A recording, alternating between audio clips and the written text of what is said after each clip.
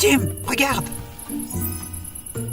Dis-moi, il y a combien d'étoiles là-haut? Eh bien, une étude récente estime qu'il y aurait plus de 2000 milliards de galaxies dans l'univers. Wow! Et chacune contiendrait plusieurs centaines de milliards d'étoiles. On dirait qu'il y en a beaucoup dans le ciel, mais pas tant que ça. Tu as raison. La lumière combinée de ces milliards d'étoiles devrait remplir le ciel. Alors pourquoi n'est-ce pas le cas? Pourquoi l'espace est-il noir? Pour résoudre le paradoxe de la nuit noire, il faut comprendre que l'univers n'est pas figé. On sait aujourd'hui, grâce à l'astronome Edwin Hubble, qu'il est en expansion. Un peu comme un ballon gonflable, il s'étire, et la lumière, qui est, comme le son, une onde, s'étire avec lui. En s'étirant, la longueur d'onde de la lumière change. En changeant de longueur, la lumière change de couleur, jusqu'à passer dans l'infrarouge, qui est invisible par l'œil humain. On appelle ce phénomène le décalage vers le rouge.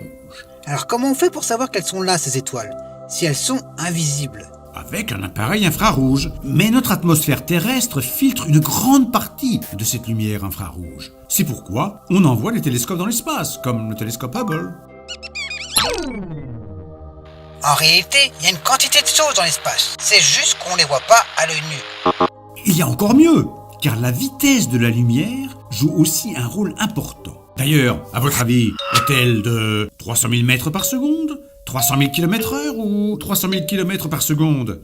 La lumière voyage à 300 000 km par seconde. C'est super rapide. Eh bien, pas tant que ça. La galaxie la plus proche de nous est à 2,5 millions d'années-lumière.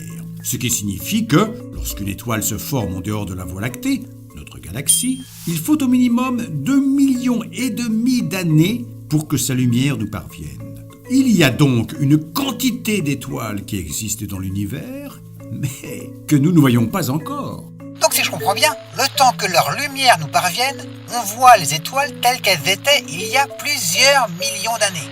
Mais attends, il y a encore mieux. S'il suffisait à la lumière d'avancer tranquillement vers nous, ce serait simple. Or, certaines galaxies s'éloignent tellement vite les unes des autres que leur vitesse dépasse même la vitesse de la lumière. Mais Jim, je croyais qu'il était impossible d'aller plus vite que la lumière. Techniquement, oui.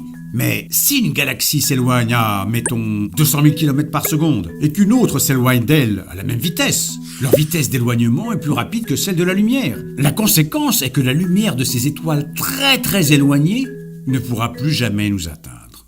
Pour résumer, les galaxies qui s'éloignent de nous sont devenues invisibles à l'œil nu.